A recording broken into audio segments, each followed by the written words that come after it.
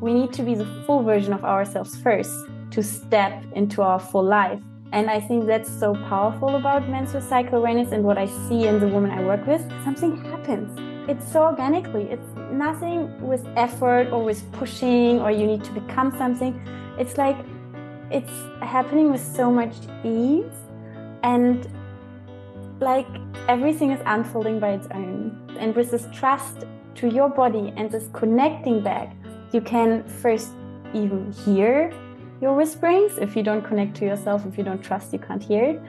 And then you slowly start acting after them in trusting your body and what it needs. And those little impulses like create those big things, like doing these little steps. Welcome to Wildflow Podcast with me, Charlotte Pointeau.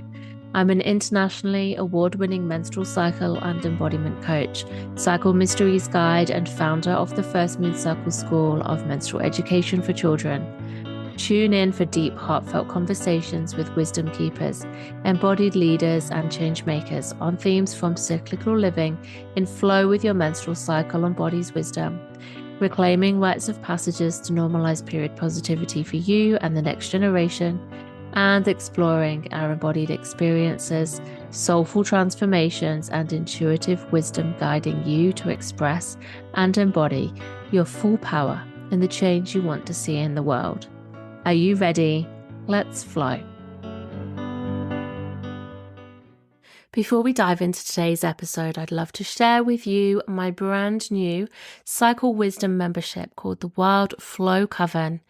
The Coven is a brand new monthly membership for soulful women to be in sacred online new moon ceremonies together, where you'll be guided to connect deeply with your cyclic self as a mirror of the earth, moon, and menstrual cycles. If you're craving intimate women's circles as a beautiful reminder to come back to deep connection to yourself, if you're looking to be in connection with like-minded souls, to have deep and juicy conversations all about cycle wisdom and how to realistically live as a powerful, embodied, cyclical person, then the Coven is for you. If you're also struggling with deeper challenges in your cycle, such as exhaustion or burnout, maybe inner critic or vulnerability, maybe pain in your cycle, and you know that you need to prioritize more rest, more downtime, more reflection time to really listen to your body, but carving out that space to really listen to and then honor and implement the things that you need. If that's a real challenge for you, this Coven is going to be a really inspiring place where you'll be around aligned women who are encouraging you to be your most cyclical and magical self. We'll come together each new moon for Sacred Women's Circles, where I'll be sharing my gifts, which is holding circles, sharing cycle wisdom and teachings, creating and guiding embodied meditations and shamanic journeys, offering you rituals and practices for each month as we move around the seasons on the wheel of the year and look at how that aligns to the inner seasons and cycles, to give you ways to practically, easily, and mindfully really drop into your body and your place in your cycle. And in between, there's a community space for the check-ins and the juicy conversations to continue.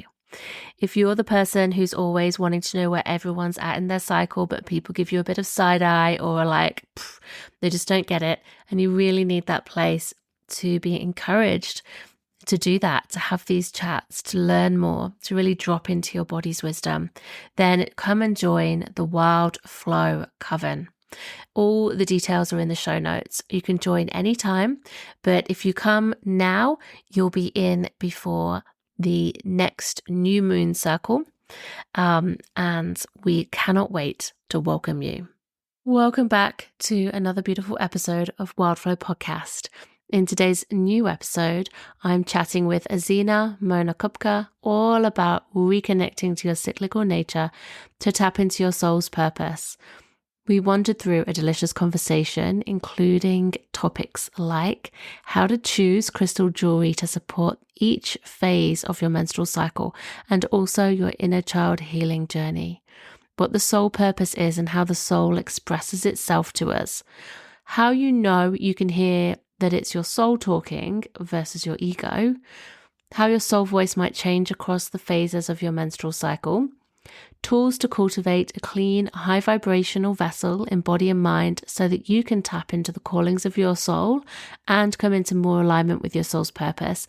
And excitingly, how Asina's soul is calling her to relocate across the world to transform and let go some parts of her work to create space for the new to come through.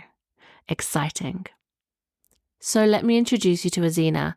Asina is the founder of her beautiful business, Nalina Wild, in which she makes soulful jewellery with the power to change your life as a rising woman. She's also a life coach, yoga and meditation teacher, and menstruality mentor, working for over 15 years supporting women holistically to realise themselves and shine their unique light into the world. For as long as she can remember, she's been on the lookout to collect all the tools for women to grow and thrive. Asina loves working with women who are yearning to create a heart-led, not fear-driven life by helping them reconnect to their feminine and cyclical nature so they can step into their power and potential to live the life of their wildest dreams.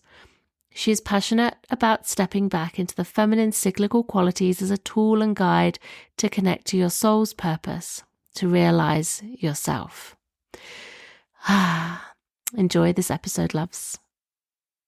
Asina, welcome to Wildflow. How are you today?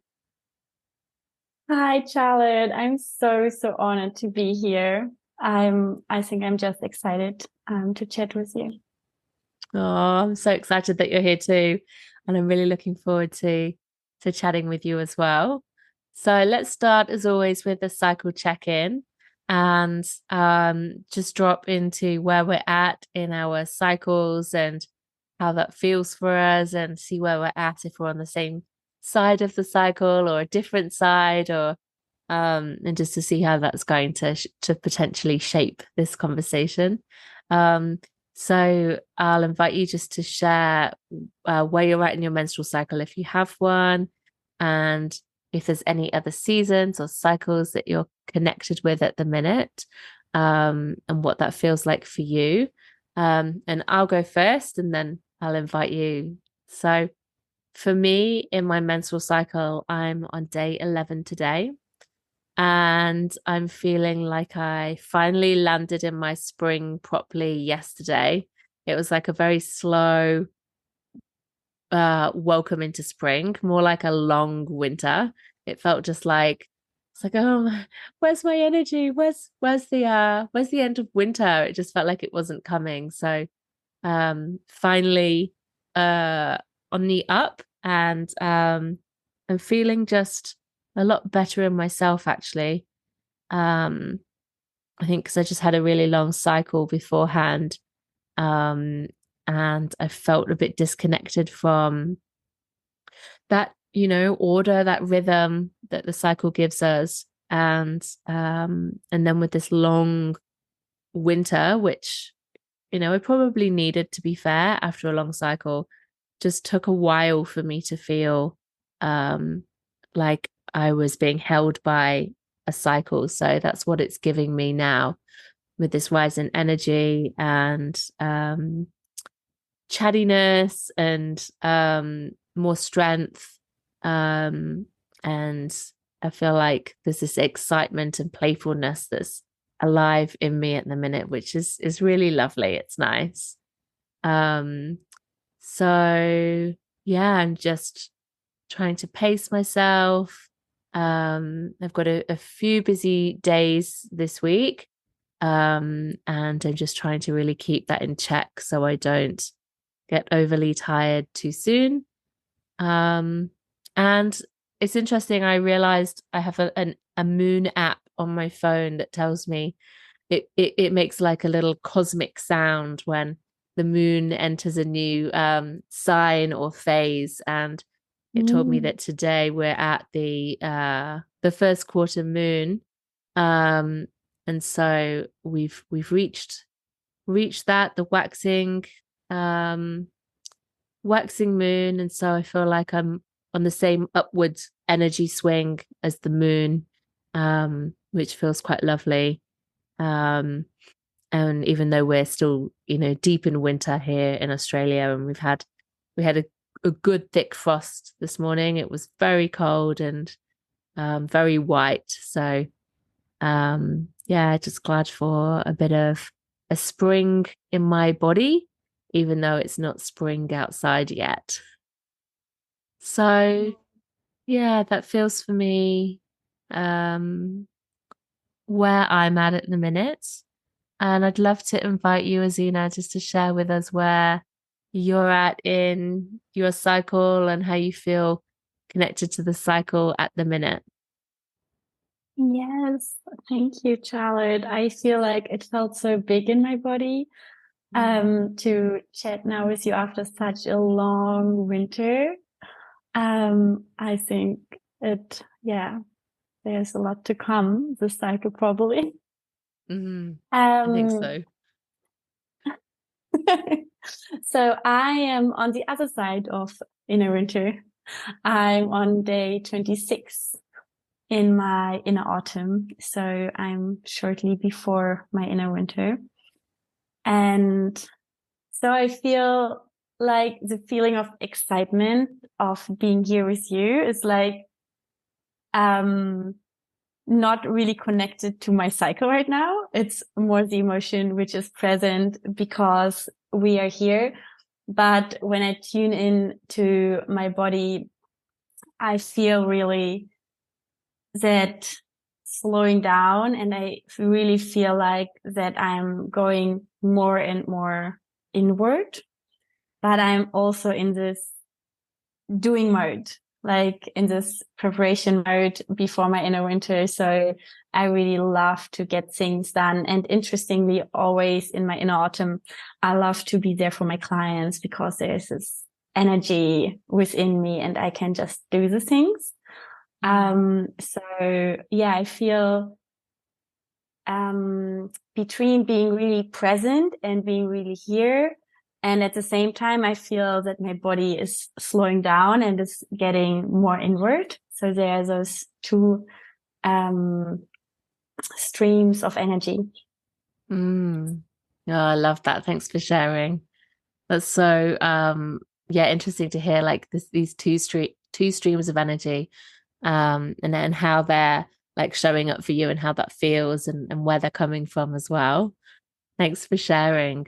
Yeah, it's fun, and we're at opposite ends of the cycle. So we're both in a doing phase.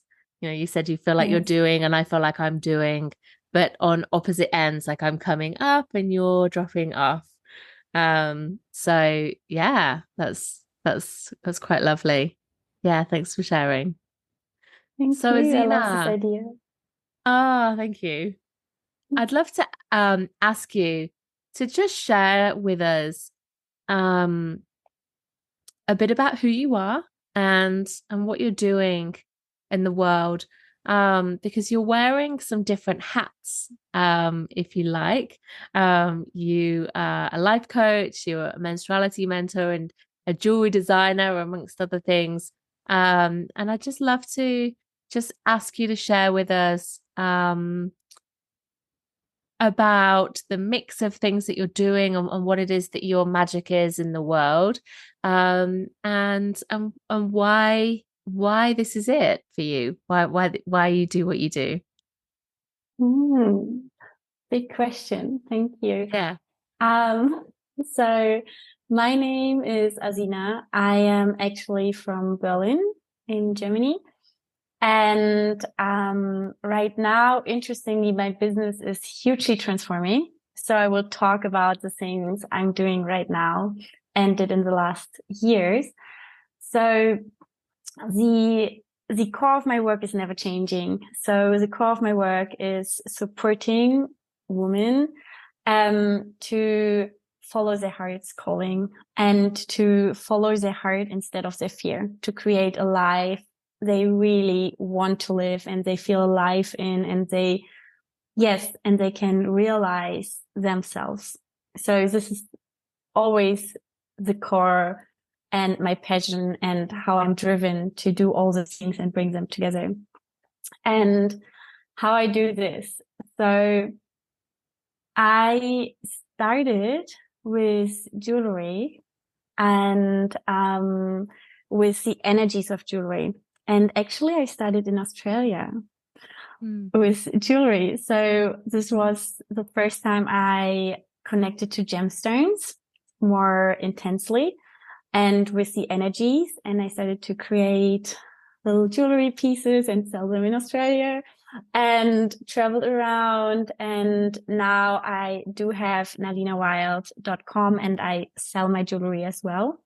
But I started to focus more on personalized and customized pieces. So I also work a lot, to come back to the cycle, with jewelry and create jewelry according to the cycle. So to the needs in the different phases of the cycle. Then I was for a long time teaching yoga classes. And now I do implement yoga and Kundalini Kriya and meditation and pranayama into my work, into my bigger work, into my soul coaching, my woman workshops, and also my program around the feminine energy and the cycle. So I bring all those little elements of coaching, of working with the body, the energies of gemstones into my work to allow the woman, or create a space for the woman to connect back to what they really need and to support them on their path to, to fulfillment and to creating a life which is just feeling right to their own nature, to their own being. That's beautiful work. And I love how it's evolved for you already, and that it's evolving again into who knows, and we'll see. But that sounds like, yeah, really gorgeous work. And straight off the bat, I'm really curious, for one thing, to ask you about jewelry and the gemstones for the cycle and how that can support across the phases. Could you just share with us a bit more about that before we go into the other stuff? Love to hear. Yes, of course. Yeah. Like I see in your background, that you have gemstones as well around you. So, gemstones and crystals have a special frequency of energy, and those energies we connect to, and we feel attracted naturally to those stones we need for our own healing. So in the first thing, which is always important for me to say, to work with gemstones, it's intuitive. So you know exactly what you need. But when I work with my clients and I know them better, and they tell me on one side, what do they want in their life, what they need more for energies, or on the other side, I work with them on their cycle and know where they have like those little blockages, or where they have like need some work on. And then I create the jewelry according to their needs. So I do it on one side intuitively, but I also do my research or use my knowledge depending on what is needed in this moment. And then I create the jewelry. And to have this jewelry, it's like, I feel often like gemstones are the beautiful part of healing, It's something which brings in your life beauty, and there's not a lot to do. And they very gently support you with their energies. And then you wear them. By example, if you have a cycle bracelet or even a cycle mala where all 4 faces, then you wear them to the face, which also connects you to the phase of your cycle. And oh, okay, you're really conscious that you, by example, in your spring, and then the energy of the bracelet remind you and bring more consciousness into the face, but also support you with the energies, and intention you to set into the bracelet or the other jewelry to, yes, in this phase. Yeah. Love it, because like you can see around me, I've got crystals everywhere. And I have crystal jewelry that I have like for different purposes, but I hadn't thought about it in terms of different gemstones for different parts of the cycle, or even like for what comes up in different parts of the cycle. I tend to have things that I hadn't actually connected to the cycle as such, but will wear every so often when I feel a particular thing. Like I've got like a protection one, for example, and I will wear that when I feel tender or vulnerable, or like I need a bit of like psychic protection. And I've got another one that's like self-love, and it's very heart medicine. And I will wear that when I really want to tune into my heart, or my heart needs it. But I hadn't really thought about that being cyclical. So I'm really curious, and I can see your mala, and it's absolutely beautiful. So yeah, I can tell that your jewelry is really precious. And I love the way that you're thinking about like how people can connect through the intention at different times, and nurture what's coming up for them in their cycle with that gentle healing frequency of the crystals. And so just for anyone who's listening who's like, tell me more, like could you just give us some tips, I guess, on like maybe like what sort of crystal you might use for um so I'm in spring, for example, like what would be your go-to for spring? Hmm. It really depends, of course, what you need. I hope I do say the names right in English now, to be honest. So rhodonite is a gemstone I often use for spring, because it also connects to healing your inner child, especially connected to the mother wound. Mm. That's why I say it's depending on what you personally need. Or what I also love to use for spring is a sunstone, because the sunstone allows you to step back into the sweetness of life, to be positive, to say yes to life. And there's no negativity around sunstones. So to just say no and just like be in this positive and in this joy space, especially if it's like maybe not easy for you to feel this joy and this rising energy. So this would be two gemstones which come into my mind first for spring. That's a beautiful example. I love that. It's so interesting because like I really relate to what you said there about, you know, one, having the joy and like, wearing the sun and the bright, and like embracing that turn back towards the light that, spring is, but then also really strongly resonate with like the inner child healing and the mother wounding, and that can come up in the spring. And I just find that to be so true. That when we come out of that bleed and into that time, it's that time of tenderness and like re-emerging back into the world, and like how will we how do we relate to ourselves and the world around us, and like what's expected of us, and how assured and confident we feel and tapped into our own truth and power, versus like these wounds that can come up where we feel like childlike again, and lost, Yes. or doubting, or vulnerable, and I just see this over and over and over again for women, that it can be a really tender time. I find that a lot of people say that the premenstrual time, that's the one that gets the reputation of PMS and moods, and tiredness, or whatever. But I actually find that once that we look at the premenstrual time, that can be quite easily resolved, but the deeper work is in the springtime. Do you feel like that's true as well? Yes, I had like this where is it the words inner child wounds, like the wounds which come up always in our spring, or can like block the energy in flowing, or in even rising up. So that's why I said, like, by example, the rhodonite, which can help you to heal those wounds in these times of spring. Because I also have clients where, like, the inner spring is a big thing. It was for me as well. It took me, like, I think over a year to allow my energy to rise in this time. Yeah. Yeah. It's so interesting.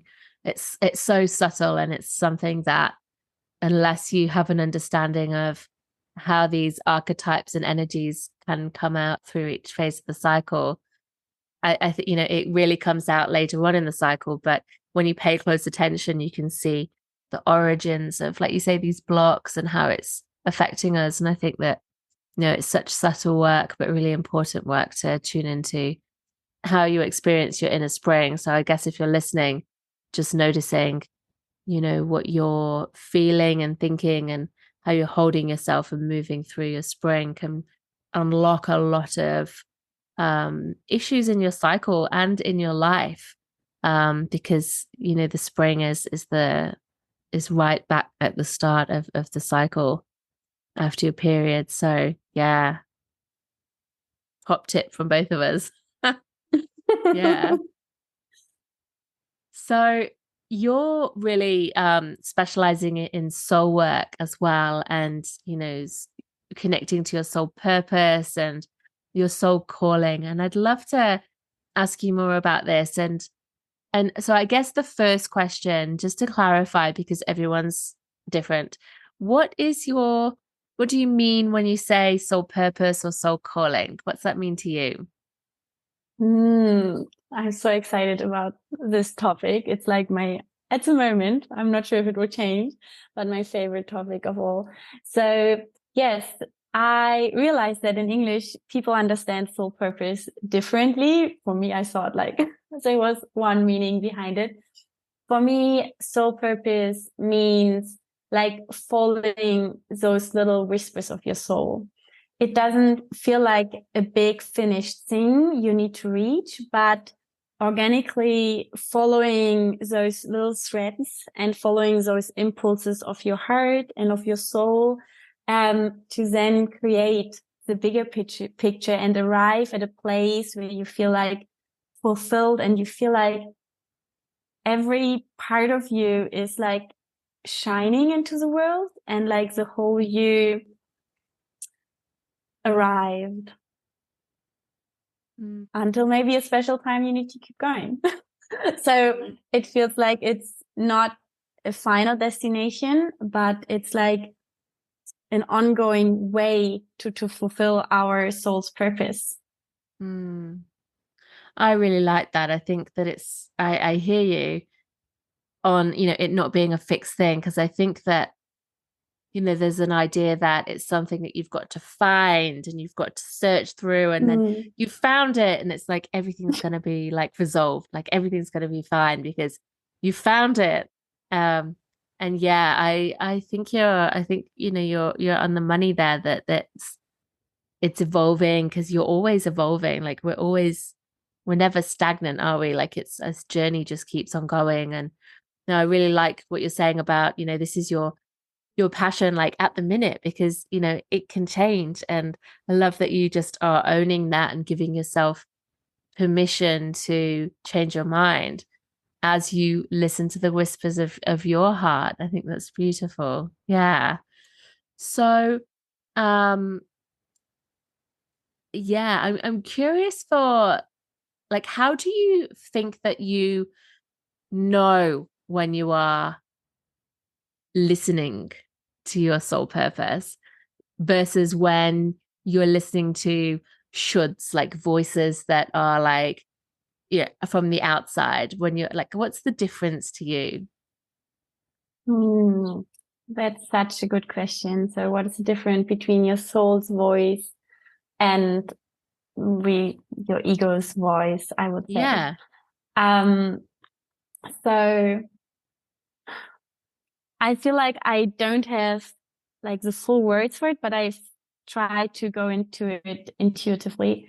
So the soul's voice, well, we start with the ego voice. The ego voice always wants to have a construct. It wants to have a finished result.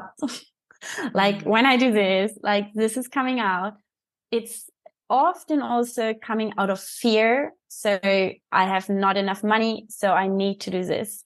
I have not enough of this, so I need to do this. So it's often also coming from a not enough place and needing to have more of something. And the soul's voice is like saying you something and you're like, what the fuck? To tell me I have to do? It makes no sense. And it's like, yeah, but do it. And then you do it and then something magical happens. And like there's this synchronicity happening. So the soul's voice often doesn't make sense. There is no destination. We talked just about it to reach. There's just this impulse you want to follow, and your fears and your ego say, no, don't do it. I think the soul's voice is out of what you know. It's out of like mostly, not always, I'm sure not always, but it's out of the construct, what we know. It's like a bit out there and we are not sure what we do and how to arrive there, but we trust like those little steps. And it's more out of the feeling of a yearning. It's not out of fear or anything, out of lack, but it's like there's this little yearning and this little trust and knowing there's something more, there's something waiting. And yeah, it's like this feeling which feels like kind of exciting and endless scary at the same time. Love that distinction. Yeah, that's a good one. I love that, you said like it doesn't make sense and that but it feels like a yearning and like a knowing and like something that you can trust more than something that's like coming from a place of scarcity and like, oh, you should do this. And I really feel you on that. And yeah, I think that, learning to listen to that and distinguish the difference is something that, we're just not taught that like growing up at all. It's not something that we have practice in like from a young age. And so I have to really listen to the difference and how that shows up. And from a cycle point of view, I'm really curious. You work with the cycle as part of this. I'm curious how you find the soul voice versus the ego. Does that change for you around the cycle? Like the voices, or like is one louder at sometimes or the other? Or do you notice that accessing your soul voice is cyclical?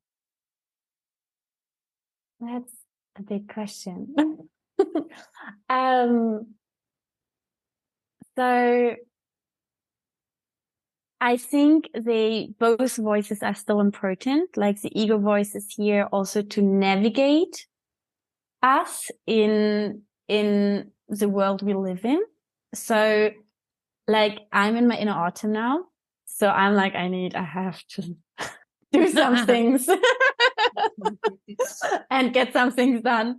So this is also, it's not really the soul's voice, but it's just this knowing to come along here in this world and not to mess it all up.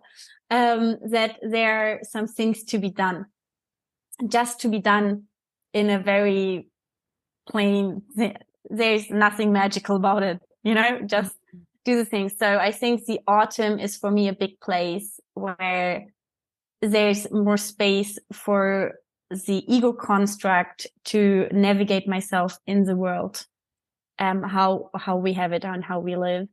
And in my inner winter, it's definitely a place where I slowly come back to my soul's voice. And I have lots of drop-ins in my inner autumn with my soul's voice, but I don't follow them. I just note them because there are things to do. And in my inner winter, yeah, I'm open to this voice and I receive it and I try to go as much as possible into the silence, and create space for it. And there's like no ego at all, because then I try to really let go of the world, how it is. And it's a construct, and let the construct die to create a new one in the new cycle. And that this can be adjusted to my new reality and the world I create for myself. And then in spring, well, the spring is the time actually where there should be the space, which is often hard, to just follow this, learn again to follow those impulses like a child. You know, what we got trained off in school. And I think that's why that's often a hard phase for a lot of people, because to follow like those impulses with having no result at the end. And it's like the little boot camp for training to follow your inner voice again. It feels like.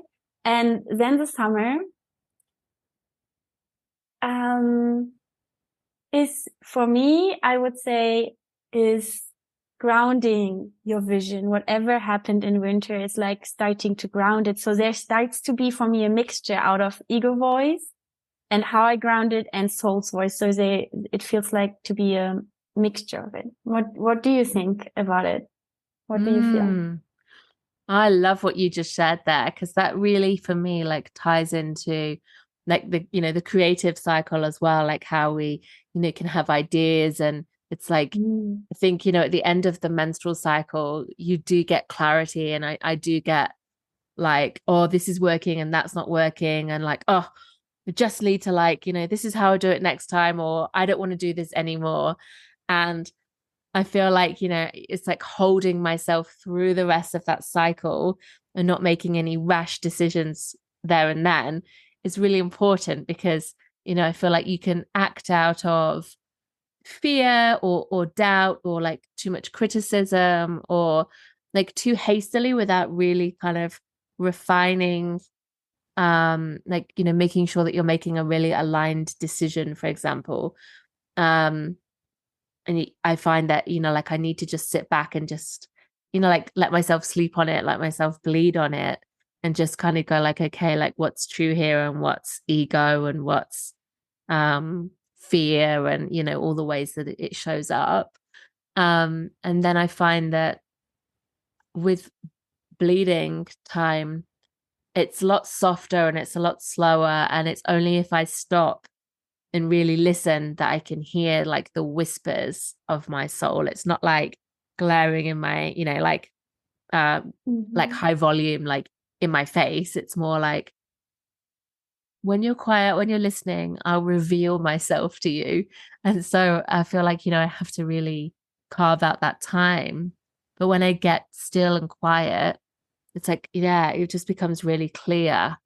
And then it's again reminding myself like just to be in that season of where I'm at and not skip ahead. And I think that a lot of people struggle with spring for a few reasons. And I really agree with you of what you said about like we've forgotten how to play, and we've forgotten how to enjoy ourselves without the need to be productive or achieve anything. And like you said, like exactly what you said, we're so like results driven, and everything has to be worth it, and like time is and energy is precious. And it's like we've lost that ability to just play and experiment and like trial and error and just innovate, and all these things that we can have a real natural inclination for in our springtime. And so it's kind of like, well, I just need to like get all the things done already, which can really, affect our ability to make the right like pick the right ideas at that time. And I feel like with the soul voice, it's like it's there if we can like play with it and let it come through.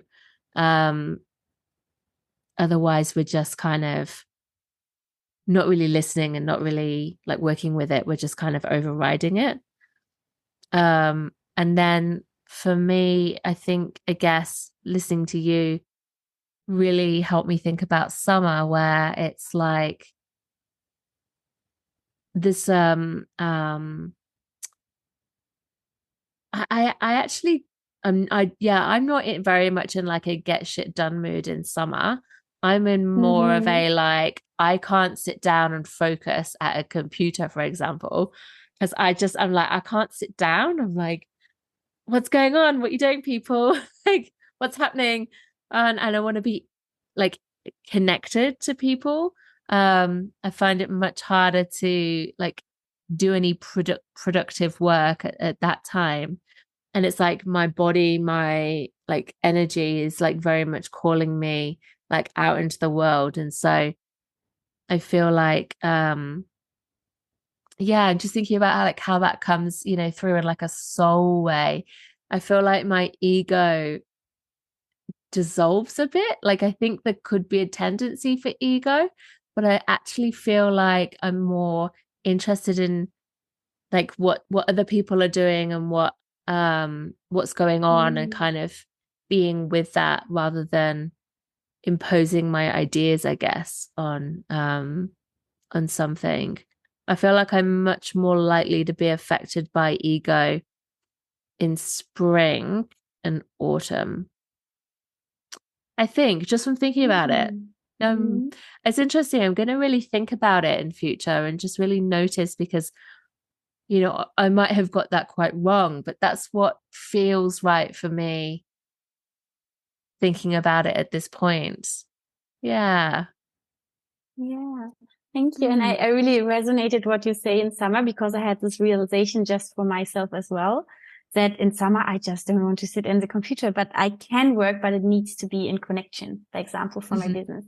So I need to be in exchange, but I can't be like on my own. I'm just like looking around what others are doing as well. So I really could connect. When you were talking, I really had this picture of like being this channel, and we receive like the information from above, and it's entering our body until we manifest it on earth. So, and it felt like this receiving is like the inner winter, and then it's coming through us, and we, like you said, the creative cycle, and we play with it.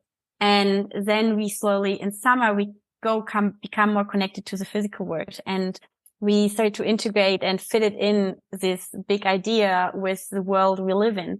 And then we take action maybe in autumn as well, and maybe bigger action, or there the inner critic comes in. So I think there was this really big picture that, and what I realize often, like the inner winter and the inner spring, often the phases we don't allow space for. And that's but Mm. where the self-realization and the information is seated. And I think this is like, because of the question where the soul's voice is the strongest, like to having this rest and to really allowing to connect deep into the inner winter, and then to receiving it, and then not breaking it and doing and having the will to in the next phases to create it, but like playing with it and allowing it to be nurtured and to be played around with. And I think those two phases, because they are in society maybe not so interesting because they are not so productive, it's like those where the soul's voice drop in. And this is why psycho awareness is so big for me, for following your soul's purpose or your calling. Mm. Oh, I love that so much. I love how you were describing it, and you were quite visual as well. I can see you, but just to describe, Asina was, like with arms above and just calling like that channel, like energy coming down from above, down through her head and her heart and down into her body. And, downwards was where the action was sort of coming from when it was manifested in this physical realm on earth. And I just think that's such a beautiful way of explaining that. And I could really, yeah, really relate to that. And um I'm curious, I guess my next question is, so you've talked about working with the cycle and looking at like where the soul voice and the ego voice are coming in and how they're showing up. Um, and I'm just curious as well, like, what are some of the most important things or tools, I guess, like, or practices that you share to help women really listen to their soul? Like how can people listen more to inwards to their soul if they want to? So I think the biggest thing is like connecting back to yourself and your body. And of course, there are those three, I have three right now, three big things. So of course, there is nutrition and like taking dieting out, about really nourishing your body with healing foods to be a clear channel, like to be receptive at all in your body and not everything is stuck and cluttered. So being this channel with really light food, like lots of plants and nutrients, where your body can be the field to receive. And then it's also connecting to your body through movement, but mostly to intuitive movement. So really feeling what your body needs, not in this masculine way, like going to class and someone else tells you what to do and what is good for your body and everything, but like starting to learn again what is good for your body and which movements feel good without having a goal to reach, but what feels good in this moment, and slowly learning to connect back to the signs of the body. And then, of course, with cleaning your body is having a receptive mind. Like if your mind is cluttered with news and media, like it's full, there is no way to things to drop in. And then now I'm coming to menstrual cycle awareness. So, and then the big thing, like, which was a life changer for me, to understand my body as a woman and the science of my body, was menstrual cycle awareness, because it allows us to connect, for me, on a complete different level to our intuition and our body and the science of our body. So in this moment, we trust the signs of our body again and the different phases, and start to have those little moments of trust and following our body and giving our body what it needs. Like it starts to get bigger, you know, we trust the bigger callings as well. We trust like the other impulses as well. And I think through menstrual cycle awareness, we start to become whole again. So we start to accept all the parts, not just half of us, like the joyful and extroverted, whatever personality we could be in a short amount of time in our cycle. And we start to accept like the other parts, which are maybe more tired and more introverted, and even having like thoughts which don't always feel good, or emotions which maybe are not so easy to process. And like to integrating those back and to become whole is, for me, is such a big thing, because we can't step into our soul purpose with just accepting half of us. We can't be half and live the full version of our life. We need to be the full version of ourselves first to step into our full life. And I think that's so powerful about menstrual cycle awareness and what I see in the women I work with, because the moment they slowly, it's a long process, you know, it's not something happening from today to tomorrow. It's coming together. Something happens. It's so organically. It's nothing with effort or with pushing or you need to become something. It's like, it's happening with so much ease, and like everything is unfolding by its own. And and with this trust to your body and this connecting back, you can first even hear your whisperings. If you don't connect to yourself, if you don't trust, you can't hear it. And then you slowly start acting after them in trusting your body and what it needs. And those little impulses like create those big things, like doing this little steps. I love that. Thank you for sharing. That's really beautiful. And I hear you on like the importance of being a clear channel to receive and to to really tune in and then work with that energy and listen to what's there. But also I just really love how you've explained the power of menstrual cycle awareness to help you do that. Yeah, I think that's so valuable. And I think that cycle awareness is like the key that's been missing for everyone for so Yes. long, and just fascinates me so much in all the different ways that cycle awareness can help us, like, so, health wise, but also like you've talked about soul wise, and like in our self-care, in our relationships, in our business, like in all parts of who we are.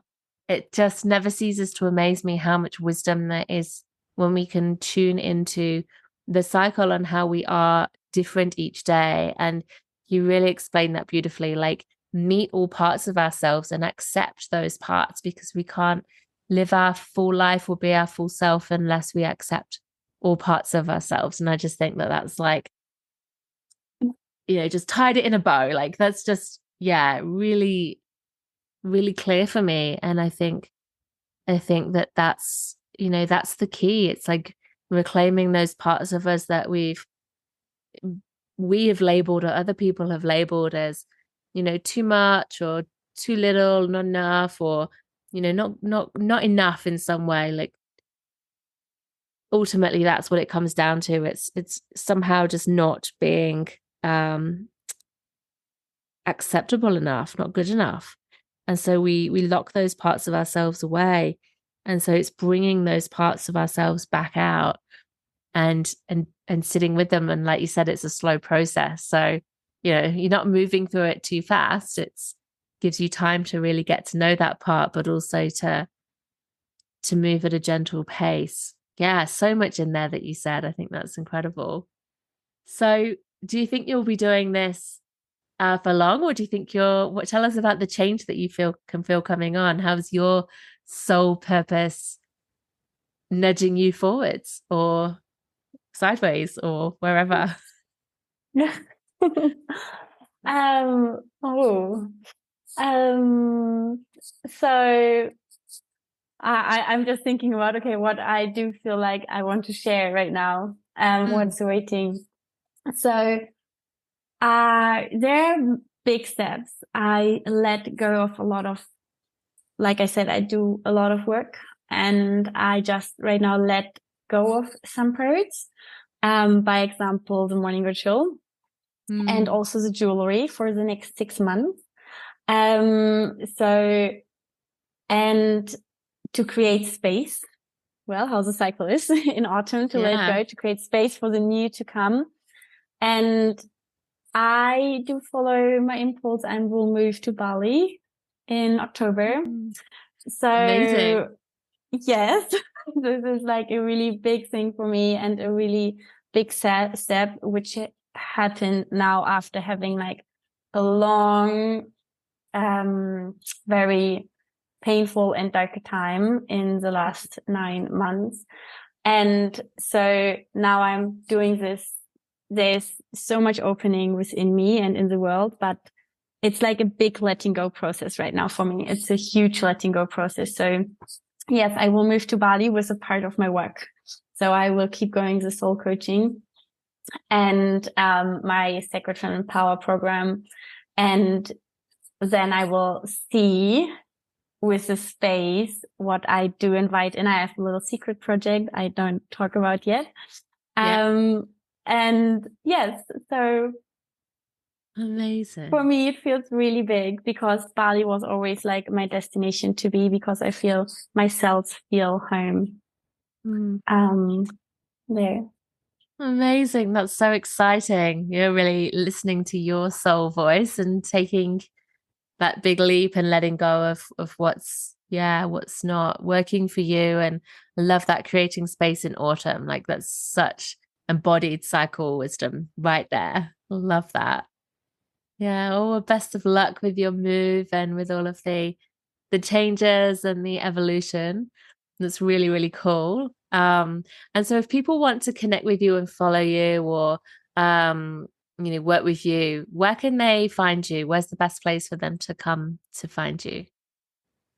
So the best place to get a feeling for my work is nalinawild.com is the English version, or nalinawild.de is the German version.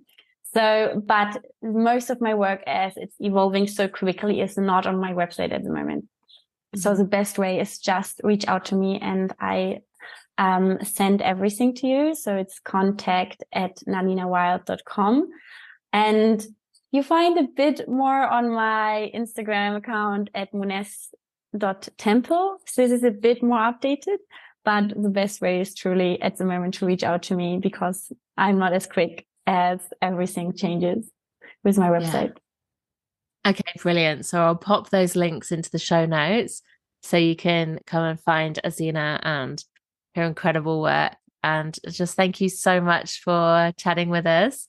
I've really loved learning from you and sharing this space with you. Just thank you very much for being here. Thank you, Charlotte. It's so inspirational to talk to you. It was so good. Thank you. I'm so honored. Thanks so much for listening to Wild Flow. I love having you here. If you're loving this podcast, why not leave a rating and review and share your favourite episodes with those who you think would love to listen. And if you share on Instagram, tag me @charlotte.pointo.coach. To take the next step in your own journey of learning how to live, love and lead and flow with your cyclical nature, and for deeper guidance and support in your cycle embodiment journey, you can discover my freebies and join my Wild Flow Coven, my new Cycle Wisdom membership, or even discover my group programs, private cycle coaching and courses, all on my website @charlottepointo.com. Until next time, go well with the flow of your body's cyclic nature.